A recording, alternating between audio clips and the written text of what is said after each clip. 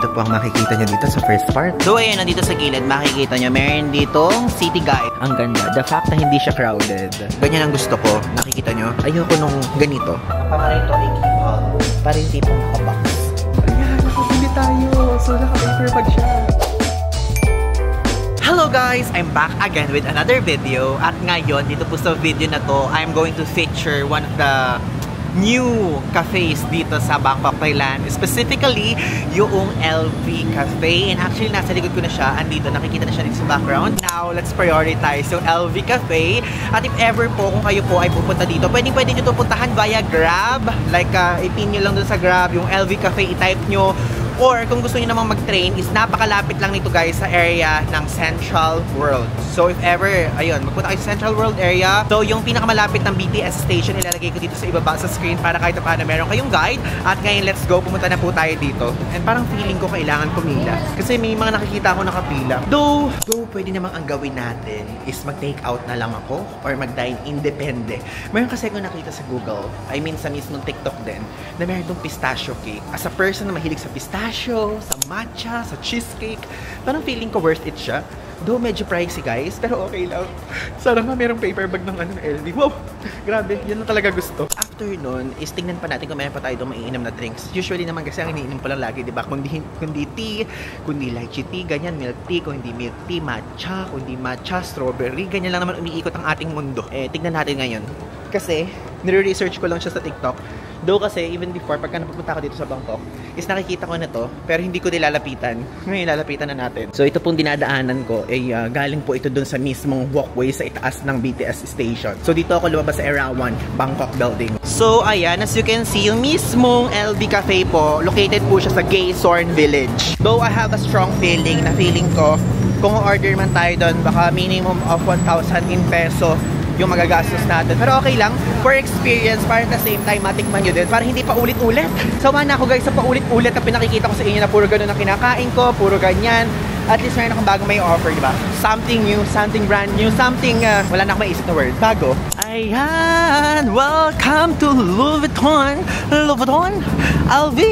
Ano pa ba ang exclusive na tao? Grabe, ang haba, oh. Ang haba, ang daming tao.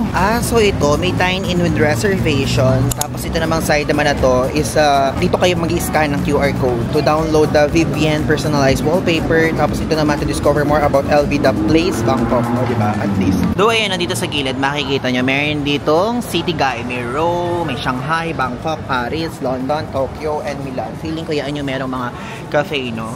Galing. Tako to parang feeling ko, pumunta muna tayo dito. Do hindi ko alam kung may bayad to. Tanong natin. Excuse me, does this one have an entrance?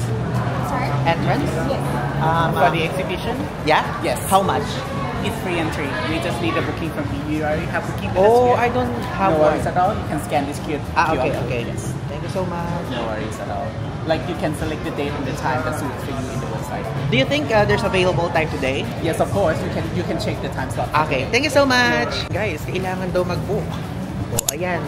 Tignan natin kung may available ngayong araw. July 31. Meron! Ang galing. Free naman daw. Select a time. Sige, mag-select muna tayo ng time. Ay, ang daming oras na available. 2:30. Ay, may 2:30. Okay, 2:30 po tayo. Yay! Meron! Nakakatuwa. So, mag-reserve po kayo ha, ng time nyo po. Okay. Yan. Oh, grabe. Ang bilis naman. Nakapag-reserve agad ako. Wala man lang loading. So, if ever ha, meron naman ditong QR code kay kuya at kay ate na staff dito. So, doon na lang kayo kumuha. So, Louis Vuitton Visionary Journey. So, parang exhibition siya, museum, or kung ano pa mang tawag. Hindi ko alam. So, free po yan. No admission. Okay? Baka mas-scam kayo o kung ano pa man. Wala po itong bayad. Again, inuulit ko. So, ayan. In-email na sa atin yung ticket. So, ang bilis, no? So, ayan po ang ating QR code. So, feeling kayo pepresento doon sa mismong entrance. Grabe, ang sabi ko sa inyo, tutor ko lang kayo sa cafe, pero meron na tayong ticket mismo sa Visionary Journeys nila, di ba? Okay, thank you so much. Is the tripod allowed inside? Photo and video is okay. Okay. Don't touch anything, so can happen. But tripod, okay? Tripod, this? This, okay? Okay, this Okay, thank you so much. Thank you. Oh my God, ang ganda dito sa loob. Ganito pala itsura niya. Ang ganda guys. Ang galing. Oh, intro. Ang galing. Hindi ko nababasa to. Ito pala English. The Living Legacy of Louis Vuitton. Louis Vuitton ba? Ewan ko kung ano tamang terminolohiya niyan sa French or European accent. Visionary Journeys. Okay. Ito po ang makikita nyo dito sa first part. Then this one's the second part. Ayan, ang ganda. Ang ganda. So beautiful. Tignan nyo, may LV pool dito. Magkano kaya ito, no? So, bawal guys sipuin na if ever. So, ayan, tulugan. Ikaw ba si Louie? Ha? Ikaw ba si Louie, hoy? Sumagot ka. Louis Vuitton, ikaw ba yan? Ba't kasi nandito yung mukha? Ayan. So, Louis Vuitton. Ay, ang galing. Magna cum laude pala siya, no? Galing. Diyos ko, sana all magna cum laude. Oh, sino ka dyan? Meron ditong LV bag. Oh, ito ata yung pinakalumang LV bag. Galing. Ito ang daming bag, oh. Though alam niyo, hindi ganyan yung gusto kong style ng LV. If ever kung bibili ko, nakalimutan ko yung style eh. Pero papakita ko sa inyo mamaya yung print na gusto ko. Ang ganda. The fact na hindi siya crowded. Grabe. Ay, ang galing naman nito. Galing naman pang camping. May mga lalagyanan dyan. Ang social naman. Buti ka pa ganyan. Ako binibili ko lang sa Shopee, Lazada yung akin. Galing ano. Iba't ibang klase talaga yung bag, no? Grabe yung amats ng gumawa nito. Para siyang truck na lunchbox, gano'n. Napakaganda. Ganyan-ganyan lang yung nakikita niya, pero ang ganda niyan in person, guys. Pag nagpunta kayo dito. May liga ko sa mga ganyang style, eh. Uy, typewriter. Oh, ayan. Ito yung mga pabango. Pati, bawal nga daw hawakan. Nahawakan mo, bawal nga daw. Ano bang kulit? Mga turista dito, hindi sumusunod sa rules. Bawal nga hawakan. Hawakan ang hawak. Dito na tayo sa isang section na kung saan puro bilog-bilog. Nasa loob yung mga bags. Ganyan. O, diba? Ang ganda. If ever, pwede nyo po makita dito yan. Ayan, tignan nyo iba't ibang bag. Ayan, ganito yung print na sinasabi ko. Ganyan ang gusto ko. Ganyan ang gusto ko. Nakikita nyo? Ayoko nung ganito. Ayoko nung ganyang print. Hindi ko kasi alam, ano yung monogram and something? May tawag sa ganyan eh. Pero ito yung gusto ko. Yung ganyang print. Yung parang simple lang. Aesthetican lang, ganon. Ayan, andito naman tayo sa isang room na hindi ko alam kung ano tawag. Ang galing, mga bag to. Mga tunay na bag, no? Oh my God, tunay na bag. Kung LV man yung brand yan, ay! Oh my God, LV. Magkano kaya isa nito, no? 45 kyaw, 100 kyaw. Tapos nag-iiba-iba siya bawat ikot nito. Grabe, no? Ikot ka ng ikot, tapos mag-iiba yung itsura ng likod. Tignan nyo. Oh, nag-iba na naman yung itsura. Dahil yan dito. So, ito po, graffiti canvas, kaya mukha siyang graffiti dyan. As you can see. Pwede ba bilisan mo na pag-ikot? Ang dami kasing susunod sa akin. Ikot na ulit. Huy, ano ba? Ang pangalan ito ay Keepal. Keepal ba ba siya? Collection to ng Summer Spring 2001. Ayan, ikot na naman siya. Mag-iba na naman yung paligid dito. Tingnan niya. Kasi dahil dito sa bag. Pula, Supreme. Oh, so red to. Oh my God, ang ganda. Pwede na. Told ya! I told ya! Okay. Ayan, ang galing. Ano to? Cinematic. Ang galing naman. Wow! Guys, tap the screen daw. May free daw na souvenir. Is it free? Yes. Free? And skip here. Skip. And see what you got here. Dito. Ano yan? Chocolate? Chocolate. What's that?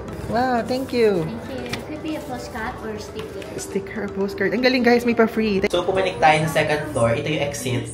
Kasi, pupunta tayo ng cafe, di ba? Tulad ng pinangako ko sa inyo. Pinapapasok tayo sa retail, guys.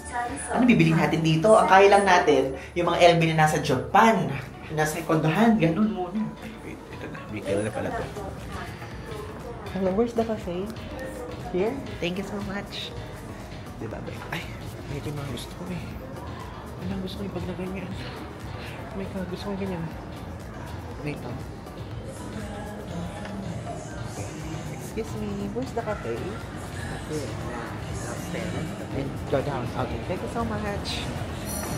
Lumabas din tayo sa retail. Kala ko, meron daanan doon. Ang galing lang, natutuwa ako sa part na meron ditong pa-LV something, no? It's either sticker daw to or postcard. Share ko lang sa inyo, gusto kong bumili ng pabango niyan. Yung replica something na yan. Though wala pa tayong budget for that, gusto ko lang talaga sabihin sa inyo to share.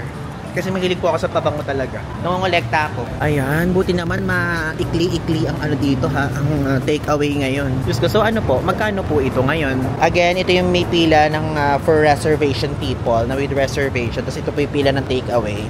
Since hindi naman tayo makakakain sa loob, ang bibilin po natin ang pinakamura. Mamaya yung pinakamura dito, 1.5.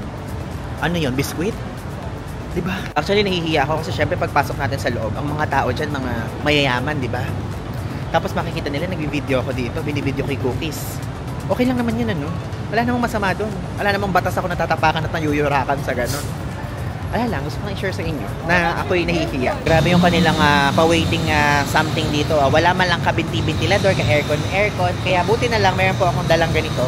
So again guys, gusto ko lang i-share ulit sa inyo na ito po sa Lazada ko ito nabilat. If ever kung gusto nyo nito, ang lakas niyan naririnig yung hangin. Para na siyang blower guys. Ang pinaka-todo niyan ito. Todo na pala yun. So if ever kung gusto nyo bilhin, yung product link po nasa description. Sana naman hindi tayo isang oras dito maghintay. Feeling ko naman.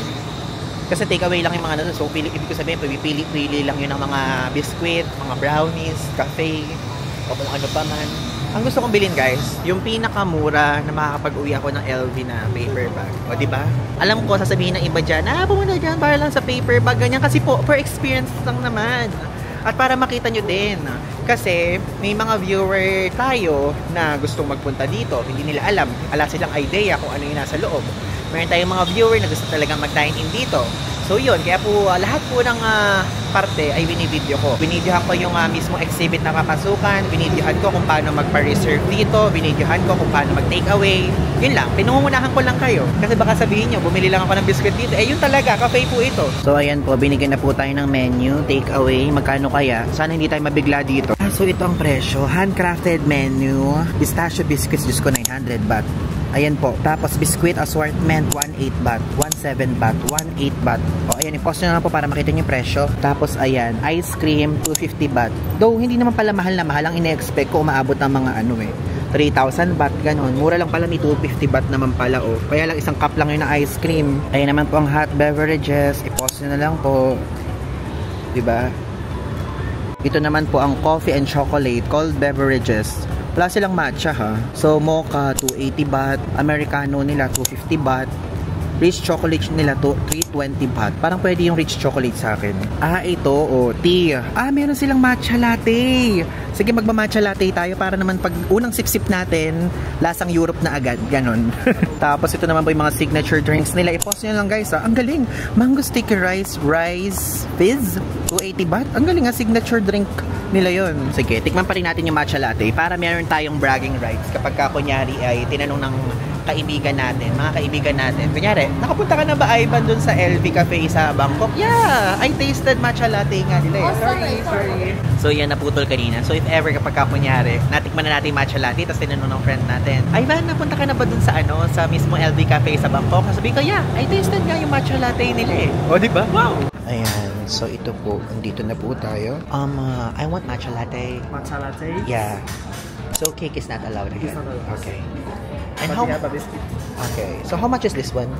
1,700, but now it's sold out a few minutes ago. Oh, sold out. Yes. We have butter biscuits, pistachio biscuit for the small size. Okay. 5 pieces inside 900 baht, and the big size 2 favorites. So this one is 900 baht. Yes. 900 Okay. baht. 5 pieces One, inside. yeah. Pistachio?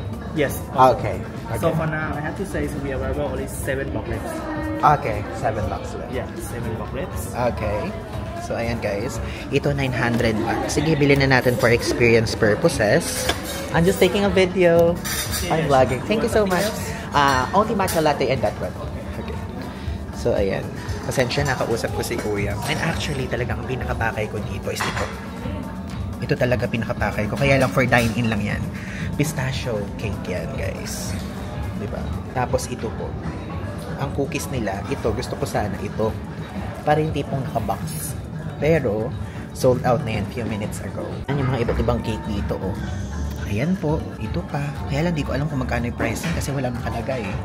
Ito, 17 baht. Ito, isang buo na yan. 17 baht. And, again, ito naman 18 baht. Isang ganito. Doon ang binili natin ito. 900 baht siya. Actually, I don't know kung worth it. Pero syempre, for the sake of experience, let's taste it. Ayan, nakabili tayo. So, naka-paper bag siya. O, diba? At least yung paper bag na tayo na LV na binili talaga natin. Yun nga lang, cookies lang po. Diba? So, guys, nakita ko na kung magkano yung gusto natin cake. 550 yung pistachio cake. Though, again, for dining purposes lang.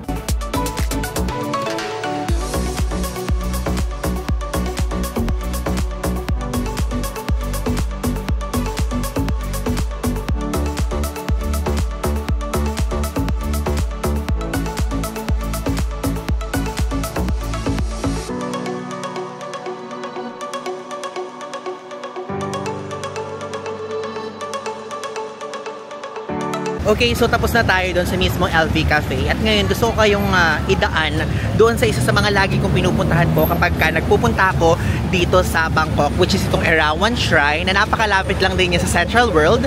As you can see, ito po yung Erawan Shrine, and ayun po ang Central World. Nasa kabilang side lang. So tara, samahan niyo ako dito. Naulit ko na to, pero kasi dito sa Erawan Shrine, alam niyo yung tipong Catholic po kasi ako, at naniniwala ako sa Catholicismo syempre. Tapos lagi ako nagpupuntang Manawag, ganyan. Pero pagka nandito sa Thailand, nagpupunta po ako dito sa Erawan Shrine dahil may mga dasal na po ako dito na dinasal na materialistic. I mean, materialismo, tapos hindi materialismo, nagkakatotoo. At napapagbigyan po tayo. And dito, nagdadasal ako dito in English. So, sinama ko lang to sa vlog na to para if ever kung gusto niyo magpunta dito, pwede nyo itry at idagdag din sa itinerary nyo. So, ito po, 4 na faces po na Buddha to. So, dadasalan nyo isa-isa. Nagdadasal ako, mix of all.